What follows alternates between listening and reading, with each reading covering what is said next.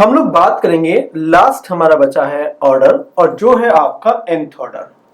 और ध्यान रखिएगा nth ऑर्डर केवल आपको इसलिए कवर किया जाता है कि जिससे आपको चैप्टर में डेप्थ नॉलेज बने और इसके कवर होने के बाद में आपको जितने भी क्वेश्चन आए वह बिना पेन और पेपर के कर सके और आपको ऑब्जेक्टिव अप्रोच भी क्रिएट किया जा सके। तो अगर आपने nth ऑर्डर नहीं पढ़ा तो आपके साथ दिक्कत क्या आएगी, आपको बोल दिया जाएगा ये फॉर्मूला याद करो, ये फॉर्मूला याद करो, वो फॉर्मूला याद करो। अरे याद नहीं है, क्यों गलत किया, जीरो ऑर्डर में फर्स्ट ऑर्डर क्यों लगाया, फर्स्ट ऑर्डर में जीरो।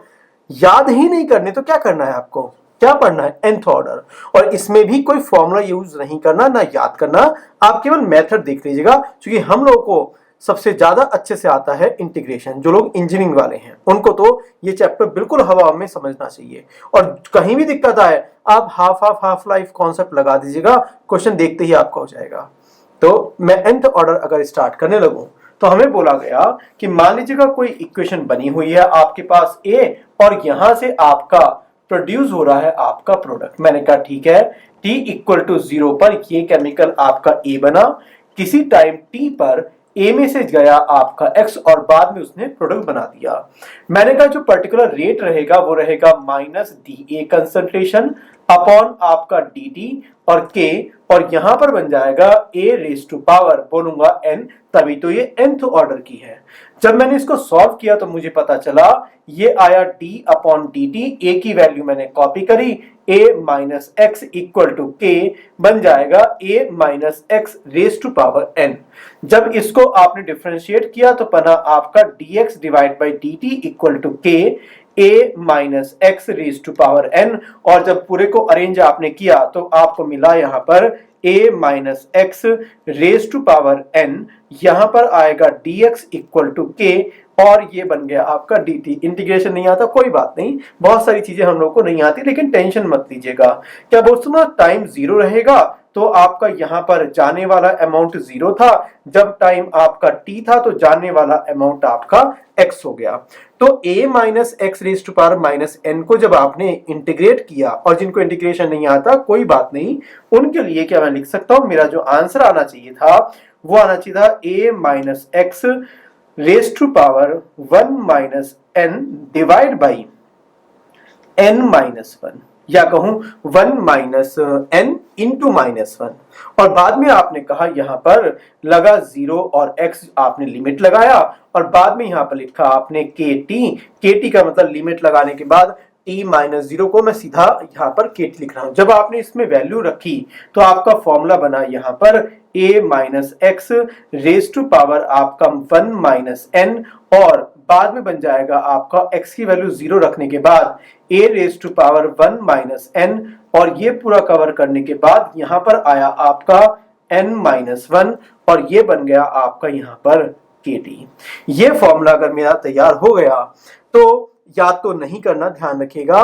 तो किसी स्टूडेंट ने ये पूछ लिया, हाँ ये ध्यान रखिएगा n की वैल्यू 1 नहीं होनी चाहिए, क्योंकि n की वैल्यू 1 होते ही ये बन जाएगा a minus x raise to power minus 1 का मतलब 1 अपॉन a माइनस एक्स, जिसका इंटीग्रेशन जब आप करते हैं तो ln a minus x divide by minus 1 आएगा। इसलिए ये हिडन रहेगा कि यहाँ पर n की वैल्यू 1 तो नहीं होगी। किसी ने हमें कहा कि यहाँ पर आप कीजिएगा हाफ लाइफ कॉन्सेप्ट। मैंने कहा जैसे ही आपने पर्टिकुलर वर्ड यूज कर दिया हाफ लाइफ, तो मैं क्या बोलूं, हाफ लाइफ यूज करते ही इस पर्टिकुलर में जाने वाला अमाउंट हो जाएगा इनिशियल का हाफ। तो मैंने इस पर्टिकुलर में फॉर्मूले में चीजें रखनी स्टार्ट करी n-1, और बाद में आपका बन चुका था यहां पर a divide by 2 raise to power 1 minus n minus a raise to power 1 minus n, और यहां पर बन जाएगा आपका kt। जब मैंने सबको कॉमन लेना स्टार्ट किया तो मुझे पता चला कि आंसर आपका आएगा a raise to power 1 minus n divide by n minus 1 into क्या बोलता हूं 1 डिवाइड बाई 2 और 1 माइनस n माइनस 1। वेरीफाई करते रहिएगा, वेरीफाई करना पूरा का पूरा आपका काम है, ठीक है। अगर यहां पर आप इसके और आगे चलने लगे तो मैं क्या इसको ये भी लिख सकता हूं, एक बार सोच लीजिएगा कि आंसर रहेगा 1n माइनस 1 और रहेगा आपका 1 divide by 2 raise to power 1 minus n minus 1 equal to kt, और ये बन जाएगा आपका a raise to power n-1।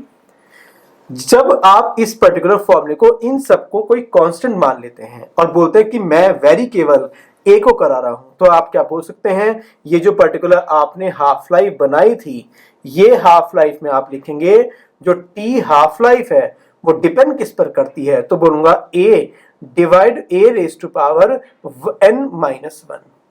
ये फॉर्मूला इन फ्यूचर इंट्रोड्यूस किया जाएगा ऑब्जेक्टिव अप्रोच में, लेकिन तभी भी बोला जाएगा, याद नहीं करना आपको।